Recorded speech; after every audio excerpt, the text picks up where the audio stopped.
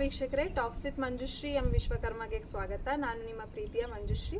ಇವತ್ತು ನಮ್ಮ ಜೊತೆ ಇದ್ದಾರೆ ಕರುನಾಡೆ ಟೆಡಿ ಎಂದೇ ಖ್ಯಾತಿಯಾಗಿರ್ತಕ್ಕಂಥ ನವೀನ್ ಅವರು. ಇವತ್ತು ಅವ್ರ ಫೇಸ್ನ ರಿವೀಲ್ ಮಾಡ್ತಾ ಇದ್ದೀವಿ. ಇಷ್ಟು ದಿನ ಈ ಟೆಡಿ ಬೇರ್ ಸೂಟ್ ಒಳಗಡೆ ಇರ್ತಕ್ಕಂಥ ವ್ಯಕ್ತಿ ಯಾರು ಅನ್ನೋದು ಕುತೂಹಲವಾಗಿತ್ತು.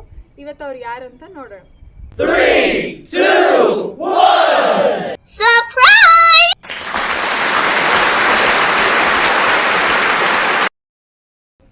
ಈ ಕಾರ್ಯಕ್ರಮನ ನವೀನ್ ಸರ್ ಅವರ ಒಂದು ಕಿರು ಪರಿಚಯದೊಂದಿಗೆ ಶುರು ಮಾಡೋಣ.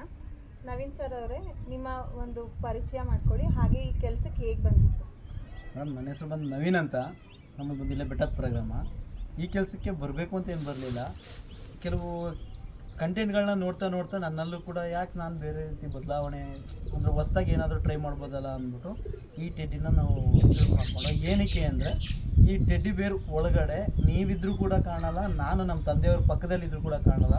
ಈ ಕಾಲದಲ್ಲಿ ಮುಖಕ್ಕಿಂತ ಮುಖವಾಡಿಕೆ ಬೆಲೆ ಅನ್ನೋ ಉದ್ದೇಶದಿಂದ ಇದನ್ನು ನಾನು ಚೂಸ್ ಮಾಡಿಕೊಂಡು ಇವತ್ತು ಸಣ್ಣ ಪುಟ್ಟ ಕಾರ್ಯಕ್ರಮಗಳನ್ನ ಮಾಡಿಕೊಂಡು ಕಲಾವಿದರಾಗಬೇಕು ಅಂತ ಮೊದಲಿಂದ ಆಸೆ ಇತ್ತಾ? ಕಲಾವಿದ ಆಗಬೇಕು ಅನ್ನೋ ಏನು ದೊಡ್ಡ ಆಸೆ ಏನಿರಲಿಲ್ಲ. ಬಟ್ ಮೊಬೈಲ್ ಅಂತ ಕೈಗೆ ಬಂದಾಗ ನಾವು ಕೂಡ ಟಿ ವಿಯಲ್ಲಿ ಕಾಣಿಸ್ಕೋಬೇಕು ಅನ್ನೋ ಒಂದು ಚಿಕ್ಕ ಆಸೆ ಇತ್ತು. ಚಿಕ್ಕ ಕಲಾವಿದಾಗಿ ನಾನು ಬೆಳೀತಾ ಇದ್ದೀನಿ ಅಂತ ಒಂದು ಆಸೆ ಇದೆ. ನೀವು ಟೆಡಿ ಬೇರ್ ಸೂಟ್ ಹಾಕೊಂಡಾಗ ಮೊದಲನೇ ದಿನದ ಅನುಭವ ಹೇಗಿತ್ತು? ಮೇಡಮ್, ಮೊದಲನೇ ದಿನ ನಾನು ಈ ಸೂಟ್ ಹಾಕ್ಕೊಂಡಾಗ ನಾನು ಎಂಟ್ರಿ ಕೊಟ್ಟಿದ್ದೆ ಚಾಮುಂಡಮ್ಮನ ದೇವಾಲಯಕ್ಕೆ. ಅವರ ಆಶೀರ್ವಾದ ಪಡ್ಕೊಂಡು ಅಲ್ಲೇ ಬೆಟ್ಟದಲ್ಲೇ ಫಸ್ಟ್ ನೋಡಿದೆ ಯಾವ ರೀತಿ ಜನರ ಒಂದು ರಿಯಾಕ್ಷನ್ ಇರುತ್ತೆ ಅಂತ ನೋಡಿದೆ. ಸೊ ಬೆಟ್ಟದಲ್ಲಿ ಬಂದಂಥ ಒಳ್ಳೆ ರಿಯಾಕ್ಷನಿಗೆ ಈಗ ನಾನು ಈ ಟೆಡಿ ಬೇರ್ನ ಎಲ್ಲಿ ಬೇಕಾದರೂ ಎಷ್ಟು ಜನರು ಇರಲಿ, ನಮ್ಮವರೇ ಇದ್ದರೂ ಕೂಡ ನಾನು ಅದೆಲ್ಲ ನಾನು ವೇರ್ ಮಾಡಲಿಕ್ಕೆ ರೆಡಿ ಇದ್ದೀನಿ. ಅಷ್ಟು ಮಟ್ಟಿಗೆ ನನಗೆ ಖುಷಿ ಕೊಡ್ತಾ ಇದೆ.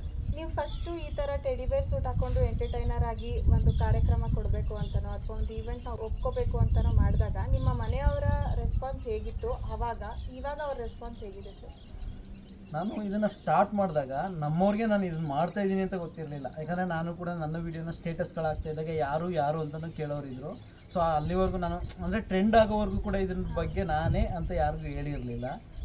ಯಾವಾಗ ಇದ್ರ ಬಗ್ಗೆ ನಮ್ಮ ಮನೆಯವರು ಕಷ್ಟಪಡ್ತಾ ಇದ್ದಾರೆ, ಒಳ್ಳೆ ಕೆಲಸನೇ, ಅವರೇನು ಕಳ್ತನ ಮಾಡ್ತಾಯಿಲ್ಲ ಅನ್ನೋ ಒಂದು ಒಳ್ಳೆ ಒಪಿನಿಯನ್ ಬಂದ ಮೇಲೆ ಅದರಲ್ಲಿರೋದು ನಾನೇ ಅಂತ ನಮ್ಮವ್ರಿಗೆ ನಾನು ಮುಕ್ತವಾಗಿ ತೋರಿಸ್ಕೊಂಡಿದ್ದೀನಿ. ಹಾಗಾದರೆ ನಿಮ್ಮ ಫೇಸ್ ರಿವೀಲ್ ಆಗಿದ್ದು ಫಸ್ಟ್ ನಮ್ಮ ಪಾಡ್ಕಾಸ್ಟಿಂದಾನೇ ಅನಿಸುತ್ತೆ. ಹೇಳಬೇಕು ಅಂದರೆ 90% ನಿಮ್ಮದೆ, 10% ಬೇರೆ ಕಡೆ ಎಲ್ಲ ತೋರಿಸ್ಕೊಂಡಿದ್ದೀನಿ.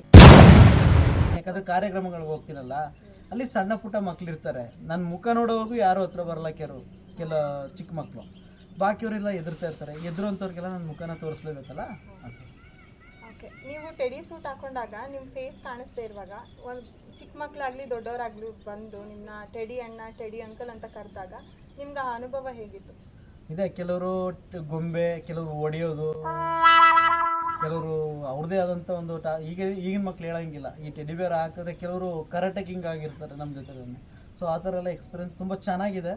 ಬಟ್ ನನಗೆ ಇದನ್ನು ಹಾಕ್ಕೊಂಡಾಗ ಯಾರು ಏನೇ ಅಂದ್ಕೊಂಡ್ರು ಕೂಡ ಖುಷಿ ಕೊಡೋದು ಆ ಕಾರ್ಯಕ್ರಮಗಳಲ್ಲಿ ಚಿಕ್ಕ ಮಕ್ಕಳ ಜೊತೆ, ಚಿಕ್ಕವನಾದಾಗ, ಮಕ್ಕಳ ಜೊತೆ ಮಗು ಆದಾಗ.